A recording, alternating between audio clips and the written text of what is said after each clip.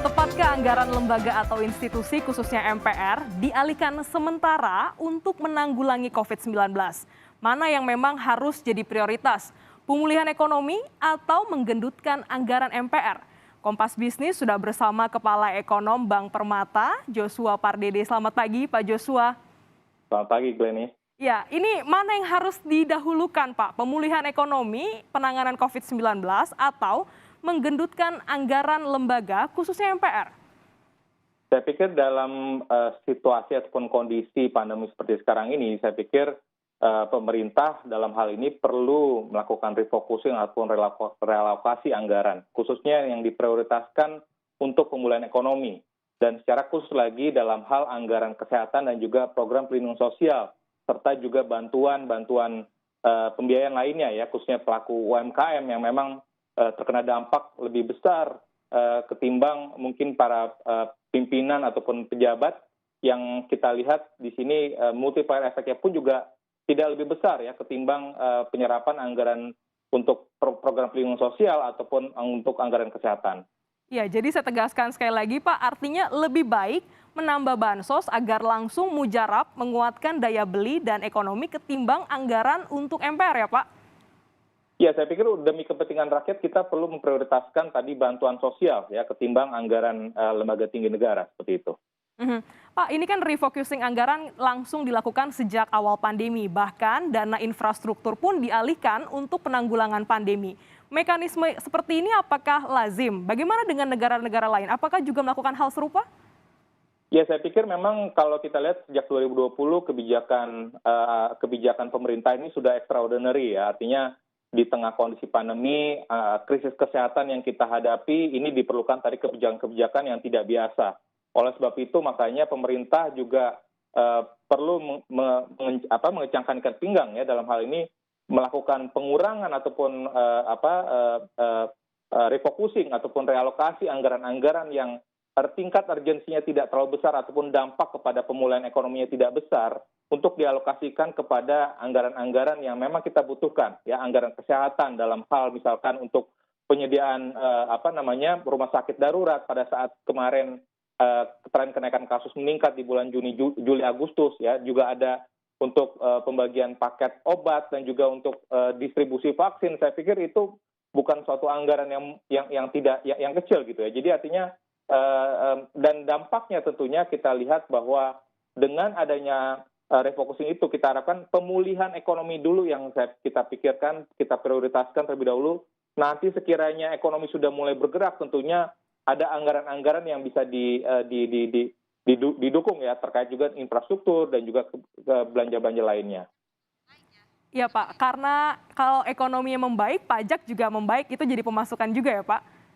Betul, oleh sebab itu makanya kuncinya adalah bagaimana dari sisi pemerintah ini menyusun skala prioritas dalam hal belanja yang mempunyai multiplier efek ataupun punya efek berganda yang besar ya pada ekonomi rakyat, dalam hal ini mempunyai dampak turunan kepada rakyat itu yang besar, sehingga artinya kita pun juga kalau ekonomi kita sudah terakselerasi, sudah kembali normal, tentunya penerimaan pajak pun juga harapannya lebih optimal lagi, dan harapannya anggaran fiskal APBN kita pun juga ini defisit fiskalnya pun juga ini bisa kembali di bawah 3%, dan tentunya ini tidak akan membebani beban utang pemerintah ke depannya. Berarti lembaga-lembaga atau kementerian ini harus rela ya Pak, memiliki kerelaan yang besar terutama MPR jika anggarannya harus dipotong demi penanganan pandemi COVID-19 yang bisa langsung dirasakan oleh masyarakat. Iya betul, saya pikir para perwakilan rakyat ya, namanya juga perwakilan rakyat ini, saya pikir juga harus memahami ya kondisi rakyat yang saat ini juga sedang mengalami kesusahan, tingkat pengangguran juga masih relatif tinggi, kemiskinan juga meningkat ya, tapi kita harapkan dengan adanya refocusing anggaran dari alokasi anggaran kementerian lembaga yang dialokasikan untuk bantuan kepada rakyat, saya pikir ini akan lebih cepat ya untuk mempercepat proses pemulihan ekonomi ke depannya. Pak, bagaimana juga dengan kebijakan Menteri Keuangan yang selama pandemi ini menurut hitungan Anda sebagai ekonom apakah sudah tepat Pak? Ya, sejauh ini saya pikir sejak APBN 2020 ya sampai dengan 2021 ini kita lihat progresnya cukup baik ya, realisasi anggaran PEN-nya, dan bahkan kalau kita lihat realisasi per Oktober tahun ini penerimaan pajak sudah mulai meningkat ya. Artinya ini mengindikasikan bahwa aktivitas ekonomi pun juga sudah mulai meningkat. Dan ini saya pikir ini tidak sangat erat kaitannya dengan koordinasi dari seluruh pihak ya terkait dengan Satgas Covid, lalu juga pemerintah, dan juga kementerian lembaga yang juga ikut berkontribusi sebenarnya dengan tadi refocusing dan relokasi anggaran itu. Artinya dampak dari pemangkasan ataupun refocusing anggaran itu sudah mulai menunjukkan tren positif ya pada aktivitas ekonomi. Kuartal kedua tahun ini kita sudah tumbuh positif, kuartal ketiga sekalipun melambat, tapi kita perkirakan di kuartal keempat pertumbuhan ekonomi kita akan lebih meningkat lagi. Dan di sisi lainnya kalau kita lihat data sosial ekonomi, tingkat pengangguran dan juga tingkat kemiskinan ini sudah mulai turun ya dibandingkan dengan data 2020. Jadi saya pikir yang dilakukan pemerintah saat ini khususnya Kementerian Keuangan sudah on track dan progresnya sudah sangat baik, dan kita harapkan ini perlu kita dukung ke depannya supaya tren pemulihan lebih cepat dan juga dampaknya kepada sosial ekonomi masyarakat ini pun juga kita harapkan akan berangsur-angsur pulih. Saya tegaskan Pak, berarti refocusing anggaran tahun lalu sudah terlihat di tahun ini dan harus tetap dilanjutkan Pak?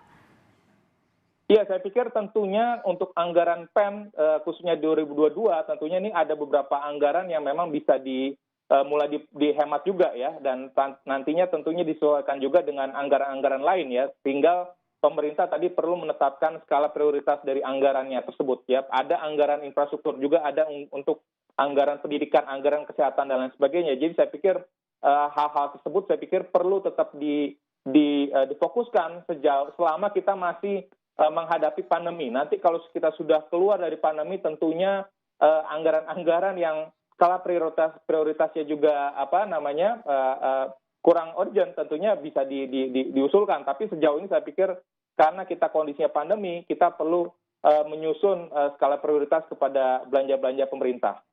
Pak, ini sedikit agak nyerempet ke politik Pak sebenarnya. Apakah kapasitas Wakil Menteri Keuangan setara dengan Menteri Keuangan dalam memahami anggaran negara? Apakah sebenarnya kemampuan Wamen juga sama, hanya secara hierarki saja yang membedakan? Iya, saya pikir kan itu juga itu juga menjadi salah satu tugas tanggung jawab dari Wamen ya. Artinya dalam apabila ada rapat-rapat di komisi ataupun dengan presiden yang harus dihadiri oleh menteri, sementara Wamen juga mendelegasikan kepada Wamen, saya pikir kapasitas Wamen itu bisa didelegasikan ya. Artinya kemampuan dari Wamen pun juga saya pikir sejauh ini sudah lebih teknis dan juga dalam hal kebijakan pun juga saya pikir bisa saja gitu. Jadi saya pikir kurang beralasan apabila memberikan alasan bahwa pendelegasian kepada Wamen itu tidak tepat gitu. Tapi sejauh ini saya pikir itu sudah hal yang wajar. Saya pikir pada saat menteri tidak bisa menghadiri suatu rapat di lembaga tertinggi diwakilkan kepada Wamen, saya pikir sudah menjadi hal yang wajar saya pikir. Terakhir Pak Joshua, closing statement. Jadi kesimpulannya sudah tepatkah Sri Mulyani memangkas anggaran MPR?